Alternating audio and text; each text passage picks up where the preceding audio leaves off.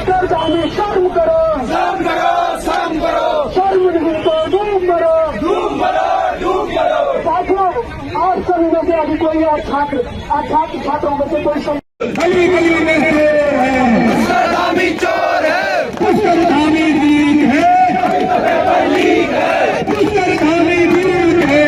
Paper leak है। ये जो वीडियो आपने देखा ये सभी बच्चे जिहादी हैं और उत्तराखंड में क्योंकि कोई पेपर लीक हुआ ही नहीं है, क्योंकि उत्तराखंड में तो सख्त नकल विरोधी कानून जो है वो लागू किया गया है। ये वर्ड्स हमारे नहीं हैं, ये वर्ड्स हैं उत्तराखंड के सीएम पुष्कर सिंह धामी के।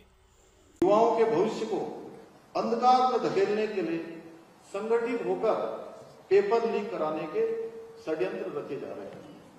कोचिंग माफिया और नकल माफिया एक होकर राज्य में नकल जहाज छेड़ने का प्रयास कर रहे हैं। जांच से पहले ही प्रदेश में अराजकता फैलाने का प्रयास कर रहे हैं।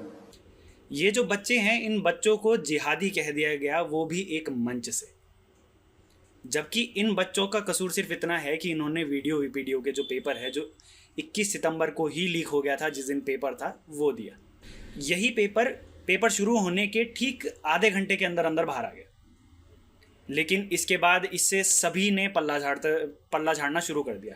सबसे पहले जिसमें थे UKSSC के चेयरमैन GS मार्तोलिया जी। इसको बेसिकली पेपर लीक नहीं कह सकते आप, पेपर लीक करना दूसरी बात हो गई। ये बेसिकली किसी सेंटर से 3 पन्ने बाहर निकले हैं जो क्वेश्चन पेपर का। सबसे पहले इन्होंने ही शुरुआत करी कि पेपर तो लीक हुआ ही नहीं है, खाली 3 पन्ने बाहर हैं। इसके बाद एक जो युवाओं का जो गुस्सा था वो फूट गया और ये सभी जो बच्चे थे ये सभी सड़कों पर आ गए आंदोलन करने के लिए, क्योंकि इस तरीके के भाषण देना या बयान देना एक UKSSC चेयरमैन को शायद से शोभा भी नहीं देगा। इन बच्चों को एक मंच से CM धामी ने और खुद महेंद्र भट्ट ने इन्हें जिहादी कह दिया। अब इनको जिहादी कहने के पीछे भी एक रीज़न है।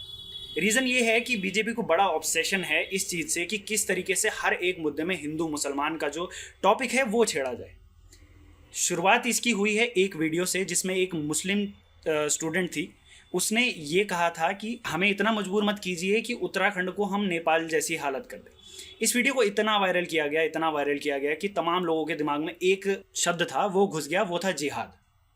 ये जिहाद शब्द घुसाने वाला कोई और नहीं, खुद CM धामी थे। साधारण सी बात यह है कि क्या एक मुस्लिम स्टूडेंट को, क्या ये लोग स्टूडेंट नहीं मानते, या एक मुस्लिम स्टूडेंट को ये लोग इंडियन ही नहीं मानते?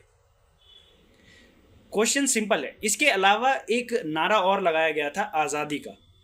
आज़ादी का जो नारा था वो ये था, पेपर लीक से हमें आज़ादी चाहिए और हमें इस तरीके की नकल से आज़ादी चाहिए।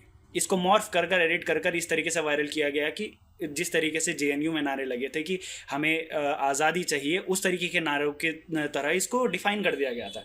इसी तरीके से एक और वीडियो कल सोशल मीडिया पे जगह जगह वायरल किया गया। इसको शायद से BJP IT सेल भी हम कहेंगे, क्योंकि BJP IT सेल ही है जो इस तरीके का काम जो है वो कर रहा है, और उनके सपोर्ट में जितने भी सपोर्टर्स हैं वो सारे सेम काम कर रहे हैं।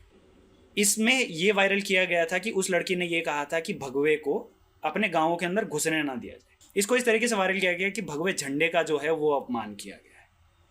लेकिन एक थोड़ा सा अगर आप लॉजिकल तरीके से सोचते, एक बार सोचते, तो आप भूल जाते हैं कि भाजपा खुद के झंडे को भी भगवा कहती है, और उसी झंडे को बाहर भेजने के लिए वो कहा गया था। वो पूरा इंटरव्यू चलाया ही नहीं गया, क्योंकि नहीं, हर जगह वो इंटरव्यू का आधा सेगमेंट जो है वो उठा के डाल दिया गया और हर जगह फैला दिया गया कि लड़की मुसलमान है, ये है, वो है, हम इसको काट देंगे, मार देंगे। तमाम ऐसी पोस्ट आपको ट्विटर पे मिल जाएंगी, फेसबुक पे मिल जाएंगी, तमाम ये पोस्ट आपको कहीं ना कहीं दिख जाएगी। तो ये किस तरीके की बेवकूफ़ी है कि आप एक स्टूडेंट को आपने इतना मजबूर कर दिया कि आपने स्टूडेंट्स के ऊपर उनको जिहादी बना दिया। खैर, फिलहाल आज 5वां दिन है और 5वें दिन भी प्रोटेस्ट जारी है। दिन रात बच्चे यहीं रहते हैं, रात को बच्चे यहीं सोते हैं, और दिन में भी बच्चे लगातार धूप में जो है नारे लगाते हैं। तो लगा लीजिए आपका सिस्टम कितना बढ़िया चल रहा है, वो आपको देखने की ज़रूरत है।